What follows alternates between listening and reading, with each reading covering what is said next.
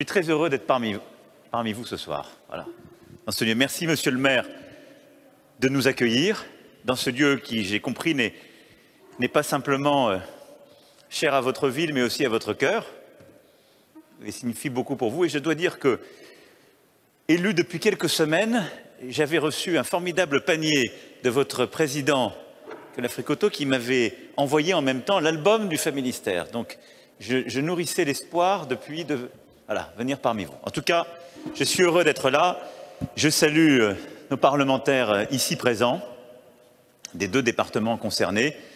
Je salue l'ensemble des maires des départements concernés. Je sais aussi qu'on a des maires des Ardennes qui sont là, qui m'ont interpellé l'autre jour pour dire on déborde aussi au-delà, si on est proprement parlé. Donc je suis heureux que vous puissiez être là. Saluer les présidents des conseils départementaux, le président du conseil régional, nos présidents d'agglomération, messieurs les préfets, CDG d'ARS, madame la rectrice, CDG de la NCT, madame la directrice des voies navigables de France, SNCF, l'ensemble des services de l'État, comme vous l'avez d'ailleurs très justement, cher Benjamin, rappelé. Je suis parmi vous ce soir, d'abord pour tenir un engagement. Puisque quand on a signé ensemble, vous l'avez rappelé, il y a maintenant 3 ans, presque jour pour jour, on avait pris l'engagement de lancer des choses qui paraissaient impossibles, et on s'était dit, on se donne 3 ans. Nous y sommes, et je pense que c'était une bonne chose de pouvoir passer les choses en revue. Et je voulais vraiment rendre hommage à tous les élus que vous êtes, qui avaient participé à ce travail, plus que ça, qui avaient porté les projets. Les 2 présidents de conseils départementaux se sont exprimés, le président du conseil régional aussi. Je veux vous remercier parce que c'est des projets que vous poussiez, que vous aviez en main. Je veux aussi saluer vos prédécesseurs. Jean-René, Jean-Pierre, merci d'être là tous les 2. Et vous vous êtes battus aussi depuis des années pour pousser beaucoup de ces projets. La députée Catelot, le président Sainte-Huile et puis le maire Bernard Baudou ont été cités aussi, qui ont été des contributeurs et des déclencheurs de ce pacte. Mais merci pour cela. Et ce pacte, il est venu à un moment où on a aussi lancé la stratégie pauvreté. Et je n'oublie pas que vos départements ont été des préfigurateurs, que vous avez pris le risque dès le début de faire les choses, et on y a découvert énormément de synergies, que vous avez très bien rappelé dans vos interventions. Et donc, ces 3 années sont d'abord la consécration d'une méthode. Et c'est la méthode qui est née du terrain, de notre expérience collective, de vos propositions, de l'énergie qu'il y avait, et qui pour moi est le fruit de 2 choses. D'abord, un sentiment d'avoir été abandonné pendant des décennies. Beaucoup me l'ont dit, certains me l'ont rappelé ce matin encore à Noël quand on était là, on l'avait entendu à Vennes-sur-Helpe, à Maubeuge, beaucoup de gens disaient au fond on est au milieu de nulle part, on n'était pas dans les priorités des politiques publiques, on est une part du territoire qui a toujours été lâchée, dont les projets sont toujours repoussés de proche en proche. Et la deuxième chose, c'est que les projets ne sont pas venus d'en haut. Parfois, vous les portiez depuis des décennies et ils ne trouvaient pas leur financement.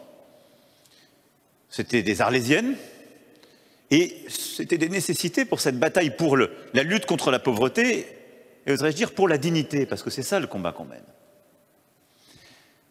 Cette méthode-là, c'est celle que je présentais hier au congrès de l'Association des maires de France. Elle est un peu le fruit, pour moi, de ce pacte Sambre-Avesnois-Thiérache. Différenciation, contractualisation, pluriannualité. La différenciation, c'est de se dire, il y a des politiques publiques, on est un pays qui aime l'égalité, ça fait partie de nos valeurs, nos devises, mais on a besoin de s'adapter aux réalités du terrain, elles sont différentes. Et ce que vous vivez, les taux de pauvreté, les taux d'illettrisme, vous l'avez rappelé, monsieur le maire, à juste titre, les taux de mortalité ne sont pas les mêmes ici qu'ils le sont même à Lille ou à Amiens, on le sait. Et donc, il faut accepter d'avoir des politiques différenciées et de mettre le paquet dans des territoires qui ont vécu des blessures de l'histoire, qui ont concentré des difficultés économiques et sociales ou qui ont des difficultés d'accès qui font que la réalité n'est pas la même. Contractualisation, c'est de se dire, au fond, il faut que pour les élus qui portent des projets avant tout, on simplifie les choses. Arrêtons de gérer en silo, simplifions pour dire on met tout dans un contrat qui donne une visibilité aux élus, au territoire, à la population, et qui permet de passer un véritable pacte qu'on a fait, c'est-à-dire on met des moyens, mais on attend des résultats. Et puis pluriannualité, j'y crois de plus en plus, c'est ce qu'on a multiplié. Pour avoir de la visibilité, c'est impossible d'avoir des crédits année après année. Parce qu'on ne sait pas évaluer au bout d'un an ce qui a marché, ce qui n'a pas marché. Il faut parfois 2-3 ans de recul, parce que si au bout d'un an, on décide de revenir en arrière, d'arrêter les choses, ça ne marche pas. Et c'est cette visibilité, cette pluriannualité dont on s'est doté dans ce pacte. Les résultats sont là, et en quelque sorte, on a fait mentir la fatalité. Et vous l'avez rappelé, je ne vais pas ici faire la litanie de ce que vous avez très bien décrit. Canal de la Sambre qui depuis 15 ans était fermé a été rouvert. La fameuse RN2 et la 2x2 voies, ces travaux qui étaient nécessaires. Maintenant, les études sont menées, tout ce qu'on avait prévu est là. Et nous allons dans le pacte, vous l'avez signé, donc c'est fait, rendre cela irréversible en mettant dans le dur les montants, les travaux et les avancées. Et donc, rendant irréversible ce qu'on pensait impossible il y a 3 ans. Et puis, sur les sujets de réindustrialisation, de santé, d'éducation, là aussi, on a les premiers résultats. J'en veux pour preuve à Maubeuge. On a baissé, depuis le début du pacte jusqu'à aujourd'hui, le taux de chômage de 2,6 points. C'est 2 fois plus que la moyenne régionale, c'est plus de 3 fois plus que la moyenne nationale. Dans un territoire. Et c'est le fruit de cette stratégie pauvreté et du pacte. Mais en mettant le paquet, on y arrive. Sur les résultats scolaires, là aussi, partout on a mis le paquet, puisqu'on a été beaucoup plus vite et plus fort dans les établissements sur le dédoublement. Et vous avez eu raison de rappeler l'illettrisme.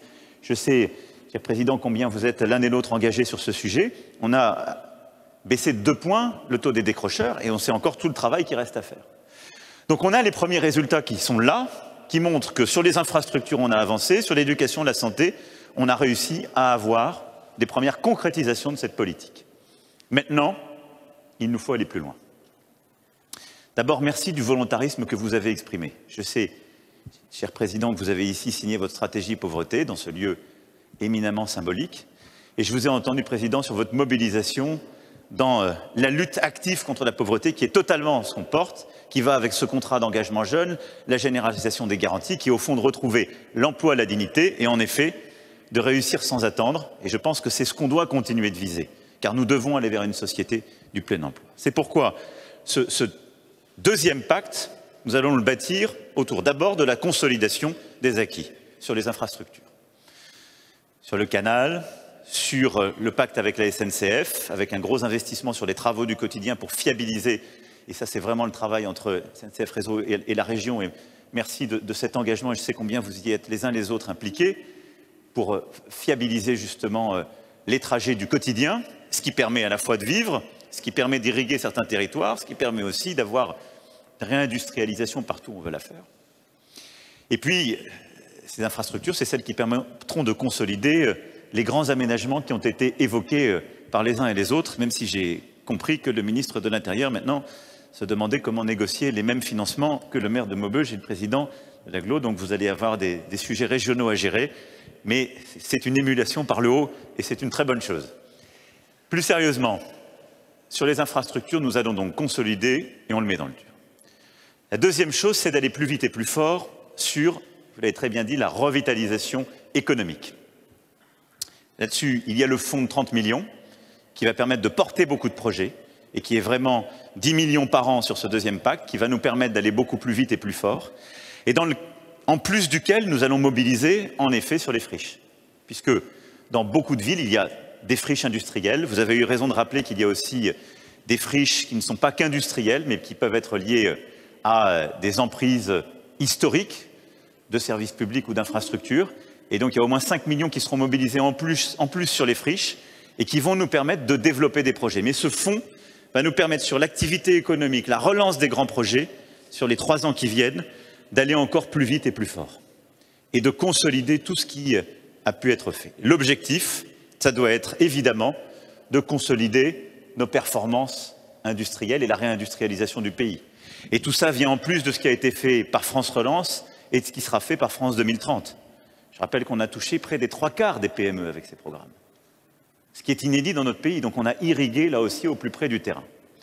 Et tout ça ne se fera qu'en consolidant les efforts qu'on a fait tous ensemble ces dernières années sur l'industrie automobile avec Renault, et comme on en parlait en arrivant aussi, sur la sidérurgie et tous les métiers qui, au-delà de la Sambre avesnois de Thiérache, sont vitaux pour la région. Et je suis comme vous engagé qu'il s'agisse d'Ascoval ou Vallourec pour qu'on consolide véritablement tout ce qu'on a fait ensemble pour maintenir l'activité, développer la réindustrialisation et nous permettre de monter en gamme. Tout ça doit nous conduire à rattraper le retard qu'on a justement sur le territoire et à bénéficier à plein de l'effort collectif qu'on est en train de faire pour réindustrialiser notre pays. Et je le dis ici avec beaucoup de force parce que nous avons les forces vives, la culture et l'âme pour le faire. Nous sommes dans des territoires qui aiment le travail, l'industrie et les métiers dont je parle.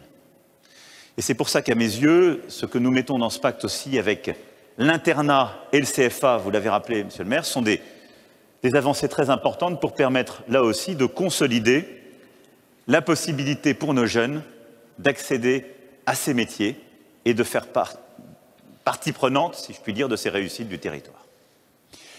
Ensuite, ce qu'on va sur ce deuxième pacte accélérer très fortement, ce sont les deux pivots qui, en quelque sorte, irriguent ce lieu même où nous sommes et l'esprit des lieux, l'investissement dans l'humain. Et je vais vous dire tout ce qu'il fallait pour relancer à la fois l'économie et les infrastructures.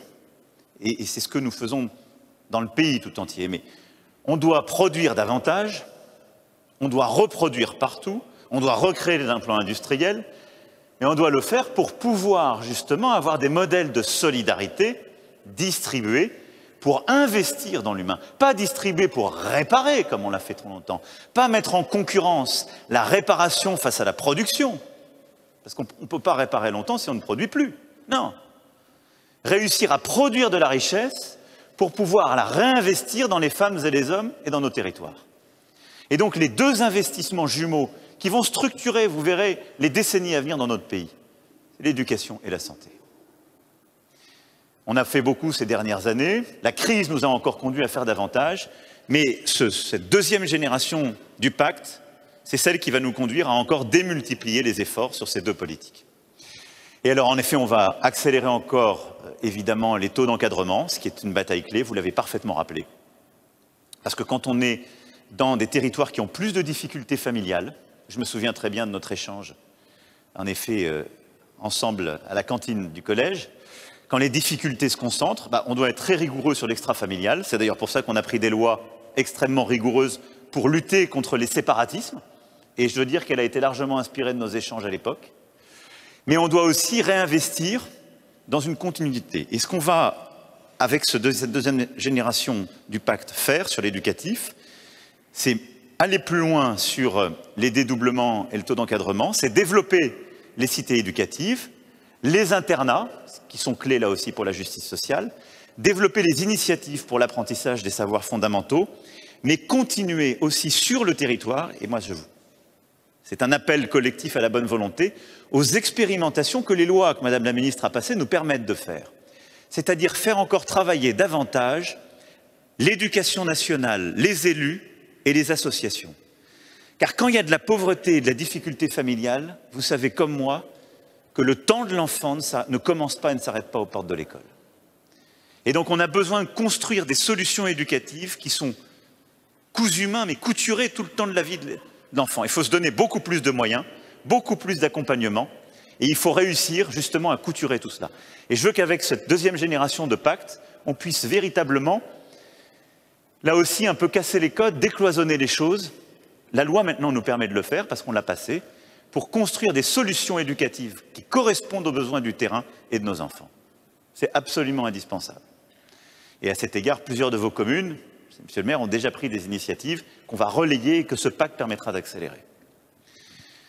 Deuxième grand investissement, c'est l'investissement en termes de santé. On était ce matin à la maison de santé à Aulnoy-Aymeries, on voit les chiffres. Beaucoup de choses ont été faites grâce à votre mobilisation et à vos batailles sur le terrain.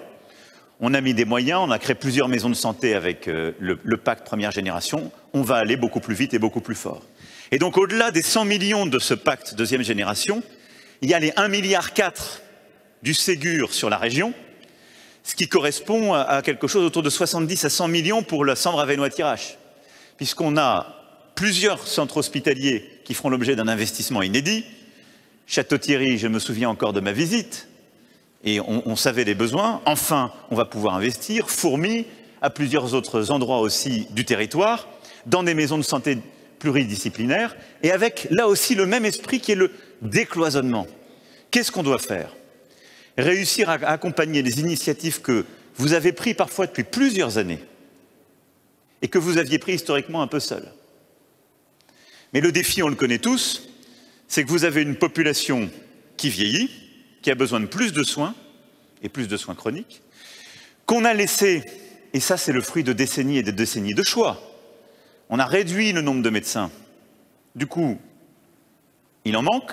À partir de 2018, on a rouvert, mais on va mettre 10 ans à former les nouvelles générations, et que vous avez une population de médecins qui, elle aussi, a vieilli, et qui commence à partir à la retraite. Et donc là, on a quelques années qui vont être très difficiles. Et donc, il faut redoubler d'efforts. Qu'est-ce qu'on fait? On investit dans les maisons de santé et on investit dans les centres hospitaliers. On investit aussi dans les personnes, c'est-à-dire pour mieux accompagner et inciter les médecins à venir et à s'installer, en faisant des choses très concrètes, qui sont le fruit de vos expériences, mais qu'on va généraliser sur tout le territoire.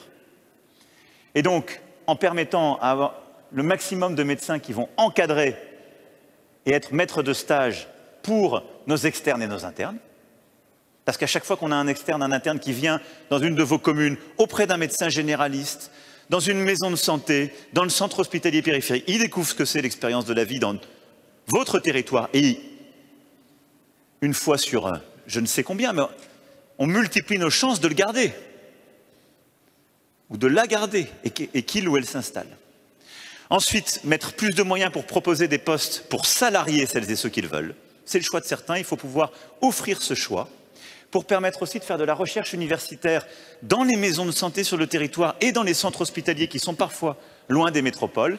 Et là-dessus, il y a une mobilisation. On était avec les doyens et de Lille et d'Amiens ce matin, qui va nous permettre complètement de réinventer les choses. Là aussi, il faut casser les barrières. Et donc cet investissement va être massif, on y met les moyens, mais là aussi, on va innover dans les pratiques et on va continuer, comme on l'a fait ensemble ces 3 dernières années, d'innover, d'inventer des solutions à façon qui correspondent aux besoins du territoire, pour se battre contre ce qui est un sentiment de fatalité, et parfois une réalité sur certains territoires, qui est qu'on n'a plus de rendez-vous de médecins, et qu'il faut parfois faire plus de 100-150 km pour trouver un spécialiste, ou attendre des mois pour avoir un rendez-vous. C'est ça la réalité, malheureusement, de trop, on le sait, de nos compatriotes sur ce territoire et sur plusieurs autres. Et donc là, sur ce pilier santé, on va vraiment investir massivement dans les femmes et les hommes, dans les formations, dans le changement des habitudes et dans les infrastructures, et de manière inédite. Et puis enfin, vous m'avez aussi sollicité sur la culture, et vous avez raison, parce que quand on parle de l'investissement dans l'humain, c'est le sens dont on a besoin. Et donc, nous allons continuer. Ici même, au Faministère, vous avez gagné un appel à projet qui va nous permettre de continuer à avancer. Donc, je peux vous rassurer, monsieur le maire, nous serons au rendez-vous des projets à venir, à vos côtés, aux côtés du Faministère pour la suite. Et donc, nous avons commencé les microfolies qui se sont déployées sur le territoire à vos côtés. C'est ces microfolies qu'on va généraliser. On a des magnifiques projets sur le territoire. Je sais combien les préfets et le DRAC sont aussi ici attentifs. Et donc, là aussi, il y aura une accélération sur les sujets culturels. Accès à la culture, résidence d'artistes, offres culturelles. Parce que nos concitoyens y ont droit, parce que c'est une manière aussi de bâtir la vie belle et heureuse dans ces territoires. Et vous le savez mieux que moi, tout ça est un tout. On peut réattirer des médecins si on offre à leurs conjoints ou leurs conjointes un emploi et qu'on bâtit l'attractivité économique, s'il y a des bonnes écoles pour leurs enfants et une formation de meilleure qualité que dans certaines métropoles, et s'il y a une offre culturelle qui permet de vivre heureux pour des gens qui sont médecins, qui sont cadres, etc. C'est ce à quoi vous aspirez qui nous permet tous d'aller vers le haut. C'est exactement cette solution complète qu'on est en train de bâtir, mais qui croit dans les femmes et les hommes. Sur les sujets, Président, cher Benjamin, sur lesquels vous m'avez sollicité, sur les zones franches, moi j'en partage la dynamique, et comme vous l'avez expliqué, nous l'avons fait sur plusieurs zones qui historiquement avaient été instruites. Ce sujet, Nous sommes un peu, on le sait, cadenassés par les débats européens. On est en train de le rouvrir. C'est un des sujets, j'aurai l'occasion de le dire dans quelques semaines, que nous allons nous mettre au cœur de notre présidence et qu'au nom de la France, je porterai. Ça concerne le territoire pour ce sujet, ça en concerne d'autres d'ailleurs dans la région. On en parlait ensemble il y a quelques semaines avec plusieurs d'entre vous. Christian était là, Xavier aussi, quand on était sur les batteries, parce qu'on a besoin aussi de zones franches industrielles pour développer nos batteries. Tout ça sont des sujets dont on a besoin à l'Europe. Et donc on est en train de rebattre les cartes sur ces sujets. Pourquoi? Parce qu'il y a beaucoup d'injustices et certains territoires qui ne sont pas toujours les plus sympathiques avec l'idée européenne, beaucoup plus loin que nous, vers l'Est, et qui ont historiquement eu beaucoup de zones franches, nous reprennent de l'industrie en utilisant ces zones franches, ne respectent plus tout à fait les règles européennes, et nous expliquent qu'il faudrait faire comme avant. Donc là, on mène un combat à quelques-uns pour les rouvrir. Donc on va mener ce combat. Il y a aussi les zones franches qu'on veut pouvoir obtenir justement pour faire face à la concurrence déloyale dont on a peur côté britannique dans le Calaisis. Et ça, ce sont des combats. On a besoin, on les demande à l'Europe, d'une autorisation européenne, parce qu'on ne peut pas les mener simplement au niveau national, mais on va les mener, ça vous avez mon engagement, et on va y mettre un coup d'accélérateur sous présidence française. Sur votre deuxième demande, on va faire mieux qu'un coup de téléphone, puisque c'est le hasard du calendrier, votre vision est parfaitement partagée sur le caractère transfrontalier et les axes évoqués. Vous aurez des ambassadeurs de luxe dès lundi, puisque le Premier ministre se rend en Belgique et vous avez votre ministre de l'Intérieur local de l'Étape qui sera à ses côtés, et ils porteront ce message et cette volonté de coopération sur ce sujet, comme d'ailleurs sur d'autres sujets, puisqu'on veut aussi renforcer les coopérations, et je sais ô combien c'est important pour le département et la région, sur des sujets de sécurité, de contrôle des flux, de coopération judiciaire. Donc sur tout ça, on va aussi chercher à renforcer le transfrontalier, et c'est pour ça que je souhaitais que le Premier ministre puisse aller avec plusieurs membres du gouvernement en Belgique. Sur le dernier point que vous avez évoqué, on va évidemment regarder le sujet, et je suis, comme vous le savez, engagé sur tout cela. Président, sur le sujet de la pêche, je vous ai parfaitement entendu, et vous savez comme nous sommes là aussi mobilisés. Je veux être ici, à l'égard de nos pêcheurs, à la fois solennel et volontariste. Vous savez, il y a un an, à peu près tous mes collègues européens, et parfois d'ailleurs celles et ceux qui négocient en notre nom, mais ils l'ont oublié, disaient, vous n'avez pas, il ne reste plus que ça, vous allez conclure, vous n'avez pas bloqué tout le Brexit avec la pêche. Moi j'y ai passé, j'étais à l'époque malade, c'était un peu plus tard dans l'année, les jours et les nuits, à passer des coups de fil et à bloquer la négociation, parce que je leur ai dit c'est simple, le jour du lendemain, le visage du Brexit, ce sera nos pêcheurs. Et donc nos pêcheurs, à la fois parce que ce sont des femmes et des hommes qui se battent pour eux-mêmes, pour leur travail et pour leur dignité, nous ne les lâcherons pas. Et nous avons négocié un bon accord. Et nous ne l'avons fait que parce que la France s'est battue, et jusqu'au dernier quart d'heure. Jusqu'au dernier quart d'heure. Et moi, je crois à la parole tenue, ma présence aujourd'hui vous le montre. Donc je ne lâcherai jamais nos pêcheurs. Jamais. Mais il y a une chose qui doit être comprise par tout le monde. Ce n'est pas un sujet entre la France et le Royaume-Uni. Ce n'est pas un sujet entre les Hauts-de-France et le Royaume-Uni. C'est un sujet européen. Et moi, j'exige que la Commission européenne défende l'accord que les Britanniques ont signé avec nous. Parce que c'est trop facile de se défiler sur nous et de dire une fois encore, c'est seulement les Français. Donc ce que j'ai fait il y a quelques semaines, c'est qu'on a monté le ton, on a durci, comme vous l'avez vu. J'ai moi-même vu le Premier ministre Johnson pour dire c'est les semaines de la dernière chance. Je n'arriverai pas à Noël dans cette situation. On a eu une bonne partie des licences, mais pas toutes. Et celles qui ne nous ont pas été données, qui touchent nos pêcheurs, à Boulogne, Étape, certains en Normandie, quelques autres en Bretagne, n'ont pas de justification qui nous ont été données. Aucune. Ni à Bruxelles, ni à Londres. Donc là, nous nous battrons, et jusqu'au dernier quart d'heure, pour avoir Bruxelles qui nous défend. J'ai reparlé ce matin à la présidente von der Leyen, on ne lâchera rien. Pour protéger nos pêcheurs dans cette durée. Ce qu'a dit la ministre hier, qu'est-ce que c'est? Il faut faire attention, il ne faut pas mettre de l'huile sur le feu, il faut être respectueux de nos pêcheurs. La ministre, elle a dit, on vous accompagnera. Pourquoi? Parce que les Britanniques jouent avec nos nerfs et nous font attendre, ce n'est pas à vous de payer l'addition. Nous serons à vos côtés aussi longtemps qu'ils vous feront attendre. Mais nous ne capitulerons jamais. Ce n'est pas l'habitude de la maison. Donc on va se battre jusqu'au bout. Donc je recevrai tous les pêcheurs, parce que je ne veux pas laisser les Britanniques nous diviser. Ils ont joué un jeu où ils ont divisé les différentes zones de pêche qui est terrible. Et donc je recevrai les pêcheurs de toutes les régions concernées, une fois que j'aurai eu les retours de la Commission européenne, et avant Noël, la France aura pris une position et l'aura portée parce que je considère que c'est à la Commission de le faire en entre nos communs et je ne veux pas en faire un sujet de la présidence française parce que tous les autres vont nous regarder en disant c'est vous tout seul. Or, tous les autres sont en train de se planquer derrière nous. Parce que la vérité, c'est qu'il y a des pêcheurs belges, il y a des pêcheurs danois, il y a des pêcheurs allemands. Et donc ce sujet, je vous confirme, il est pris au plus haut niveau. Je vous confirme, il fait l'objet d'un engagement jour et nuit. Et je vous confirme, tous les pêcheurs de toutes les régions concernées seront reçus. Sans nous laisser diviser par qui que ce soit, sans nous laisser instrumentaliser par qui que ce soit. Et nous serons tous ensemble. Et je vous remercie de tout le travail qui a été fait sur ce sujet, de votre engagement, Président, comme vos collègues en Normandie, en Bretagne.